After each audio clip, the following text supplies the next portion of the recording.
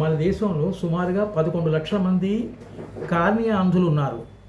Cornea అంటే కంటి మీద నల్ల పొర, నల్ల గుడ్డు మీద ఉన్నటువంటి పొరను కార్నియా అంటారు. ఈ అంధత్వం 4 రకాల కారణాలతోటి ఏర్పడుతుంది. 1 వంశపారంపర్యం, 2 మందులు ఎక్కువ వాడటం వల్ల, 3వది చిన్న రాయి కానీ నలక కానీ పడటం వల్ల, లేకపోతే వారిలో ఉన్నటువంటి చిన్న చిన్న తుమ్మముళ్ళు కానీ ఏదైనా గుచ్చుకోవటం వల్ల కానీ నల్ల గుడ్డు తెల్లగా మారిపోతుంది. తెల్లగా మారటం వల్ల సూర్యరశ్మి వెలుతురు లోపలికి ప్రవేశించకపోవటం వల్ల అంధత్వం ఏర్పడుతుంది. చీకటి వాళ్ళకు నల్లగుడ్డు తెల్లగా మారటం వల్ల పూర్తిగా అంధత్వం ఏర్పడుతుంది. ఇటువంటి అంధత్వం జీవితకాలం ఉండనక్కర్లేదు. దానికి కార్నియా ట్రాన్స్ప్లాంటేషన్ అనేటువంటి వైద్యంతో నయం చేయొచ్చు. కార్నియా ట్రాన్స్ప్లాంటేషన్ అంటే మనం ఒక వరి నాట్లు ఒక చోట వేసి ఇంకో చోట మారిస్తే ఎట్లయితే వరి పండుద్దో అదేవిధంగా చనిపోయిన వారి కళ్ళలోంచి నల్లగుడ్డులోని పై పొర తీసి ఈ అంధత్వం ఏర్పడిన వాళ్లకు అమర్స్తే వారికి చూపు వస్తుంది. ఈ చూపు రావడానికి కేవలం చనిపోయిన వారి దగ్గర నుంచి 5-6 గంటల లోపల పైన నల్ల పొర అనగా కార్నియాను తొలగించాలి. ఈ తొలగించడం అనే పని మా టెక్నీషియన్స్ చేస్తారు. ఈ ట్రాన్స్ప్లాంటేషన్ అంటే మళ్ళీ తెల్ల పొరను తీసి నల్ల పొరను వేయటం అనే దాన్ని హైదరాబాద్ పంపించి అక్కడ పెద్ద పెద్ద డాక్టర్లు అమరుస్తారు. ఇది పెద్ద ప్రక్రియ. ఇది బాగా మంచి గవర్నమెంట్ హాస్పిటల్ కానీ, సరోజినీదేవి హాస్పిటల్ లాంటి దాన్ని కానీ, అపోలో కానీ, వాసన్ కానీ అటువంటి చోట దీనికి ట్రాన్స్ప్లాంటేషన్ మార్చే ప్రక్రియ ఉంటుంది. ఈ ప్రక్రియ దీంతో చూపు రాగలదు. 11 లక్షల మంది అంధుల్లో 1% మనం చనిపోయిన వాళ్ళ దగ్గర నుంచి తీసుకున్నా కూడా 1 సంవత్సరంలో అయిపోతుంది. అయితే దీనికి ఉన్నటువంటి ఇబ్బందులు ఏంటంటే చనిపోయిన తర్వాత 5-6 గంటల లోపల తెలవాలి. తెలిసిన తర్వాత వాళ్ళ కుటుంబ సభ్యులతో ఒప్పించి ఆ నల్ల పొరను దాని మీద ఉన్నటువంటి కార్నియాను తొలగించి మేము హైదరాబాద్ పంపించడం ఈ అంతా కూడా 5-6 గంటల్లో జరగాలి చనిపోయిన తర్వాత. దీనివల్ల ముఖంలో మార్పు ఏమి రాదు. దీనివల్ల శవాన్ని మార్చనక్కర్లేదు. శవం ఎక్కడ ఉంటే అక్కడే మా టెక్నీషియన్స్ వచ్చి తీస్తారు, అది ఎంత దూరమైనా సరే. అయితే చనిపోయిన తర్వాత 5-6 గంటల మధ్యలోనే ఈ ప్రక్రియ జరగాలి. ఈ ప్రక్రియ ఈ I bank association of India అని ఒకటి ఉంది. ఇది డాక్టర్ దందా అని దీని చైర్మన్. ఇది 1987లో హిందూ పేపర్లో ఒక చిన్న న్యూస్ ఐటమ్ రాశారు. ఏమని రాశారంటే ఆ చైర్మన్ గారు ఏమన్నారంటే ఐ డొనేషన్ పేరుకే జరుగుతుంది కానీ ప్రక్రియ జరగటం లేదు, నేత్రదానం సరిగ్గా జరగటం లేదు, కేవలం ఐ బ్యాంక్ పేరు బోర్డు పెట్టుకోవటమే సరిపోతుంది అని ఒక పేపర్లో ప్రకటన ఇచ్చారు, హిందూ పేపర్లో. దాన్ని నేను చదివి డాక్టర్ దందా గారికి నేను ఉత్తరం రాశాను 87లో. వారు ఏమన్నారంటే హైదరాబాద్ వస్తాను, మీరు అక్కడ కలవండి అని నాకు చెప్పారు. నేను అపోలో హాస్పిటల్ అప్పుడు వెళ్ళి వారిని కలిసి ఎల్వి ప్రసాద్ హాస్పిటల్లో పెద్ద మీటింగ్ పెట్టినప్పుడు కలిసి వారితో మాట్లాడి ఈ ప్రక్రియ ఎట్లా చేయాలి ఏమిటి అనేది వారి దగ్గర సలహా తీసుకున్నాను. ఇది ఐ బ్యాంక్ అంటారు. దాంతో ఖమ్మం ఐ బ్యాంక్ అని పేరు పెట్టి మేము ఖమ్మం ఐ బ్యాంకును స్థాపించాము. ఖమ్మం నేత్రనిధి. ఈ నేత్రనిధి వాలంటరీ సంస్థ, సేవా సంస్థ, కేవలం లాభాపేక్ష లేకుండా చేసే సంస్థ. దీంట్లో టెక్నీషియన్స్ ఉంటారు, చేసేవాళ్ళు, చేయించేవాళ్ళు, పంపించేవాళ్ళు. ఇదంతా ప్రక్రియ ఈ ఐ బ్యాంక్ ద్వారా జరుగుతుంది.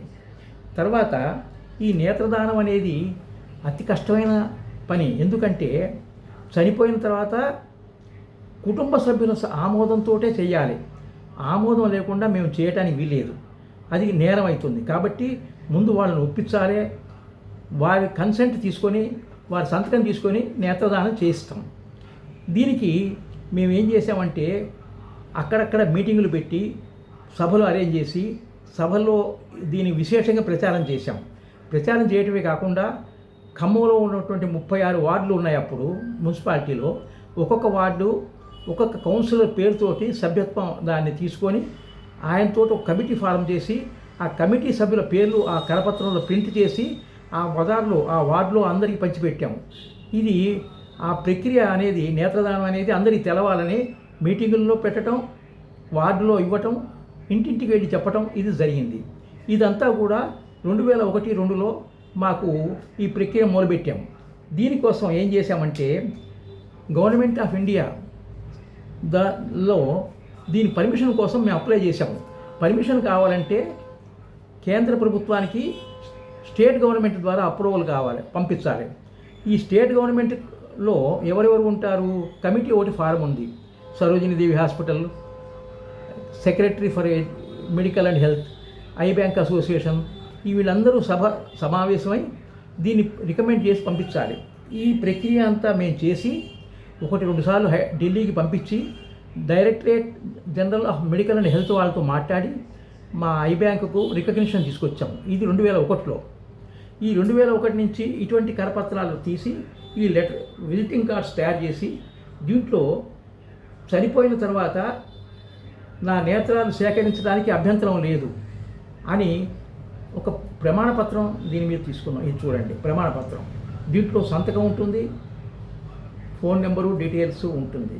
ఇది వాళ్ళకు విజిటింగ్ కార్డు వాళ్ళ ప్రతి పర్సులో ఉంటుంది. చనిపోయినప్పుడు ఎక్కడైనా యాక్సిడెంట్లో కానీ ఏదైనా చనిపోతే దీన్ని కనుక్కొని ఇది చదివి వాళ్ళ కన్సెంట్ తీసుకొని మేము చేస్తాం, నేత్రదానం చేస్తాం. కాబట్టి ఇది ప్రతి వాళ్ళ పర్సులో పెట్టేటట్టు అరేంజ్ చేసాం. ఇటువంటిది కరపత్రాలు, విజిటింగ్ కార్డ్స్ ప్రింట్ చేసి ఇవ్వడం జరిగింది.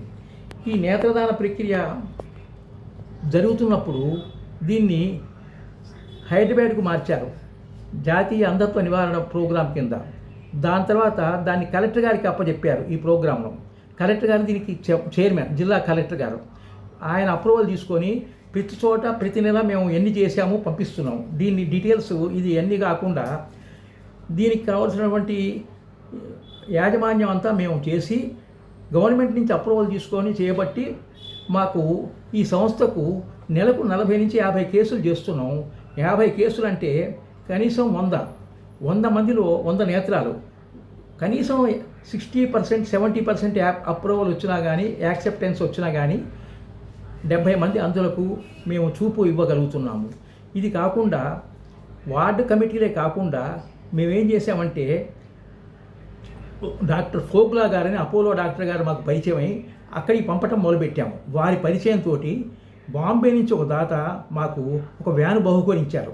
ఈ వ్యాను వల్ల ఏమవుతుందంటే చనిపోయిన వాళ్ళను శ్మశాన వాటికి తీసుకెళ్ళటం కానీ, చనిపోయిన వాళ్ళు ఏ ఊరు వాళ్ళైతే ఆ ఊరికి తీసుకెళ్ళి వదిలిపెట్టడం కానీ, ఫ్రీ ట్రాన్స్పోర్టేషన్. దానివల్ల ఏమవుతుంది, నేత్రదానం చేయించడానికి ఒప్పించడం మాకు సులువు అవుతుంది. వ్యాన్ ఉండబట్టి వాళ్ళకు చేయగలుగుతున్నాం. అదే మాదిరిగా శ్మశాన వాటికలో గ్యాస్ ప్లాంట్ పెట్టించాము. ఈ గ్యాస్ ప్లాంట్లో నేత్రదానం చేసిన వారికి ఉచితంగా సహాయం చేస్తున్నాం. నేత్రదానం చేయటమే కాకుండా వారికి రెండు ఇది కాకుండా ఇది వారికి సహాయ సహకార్యాలు మేము అందజేస్తున్నాం. ఇది కాకుండా 11వ రోజు మేము వాళ్ళ ఇంటికి వెళ్ళి వాళ్ళకు ఒక అవార్డు ఇస్తున్నాం. అవార్డుతో పాటు ఎవరైతే రికమెండ్ చేశారో, ఎవరైతే నచ్చ చెప్పారో, ఎవరైతే మోటివేట్ చేశారో వాళ్ళకు ఒక మొమెంటో ఇస్తున్నాం. దీంతో ప్రజల్లో అవగాహన రావడానికి, ఒప్పుకోవటానికి చాలా సులువైతుంది. దీనివల్ల మాకు నెలకు 40 కేసులు చేయగలుగుతున్నాము. దీనివల్ల ట్రాన్స్పోర్టేషనే కాకుండా దహన సంస్కారాలు కూడా ఫ్రీగా జరుగుతున్నాయి.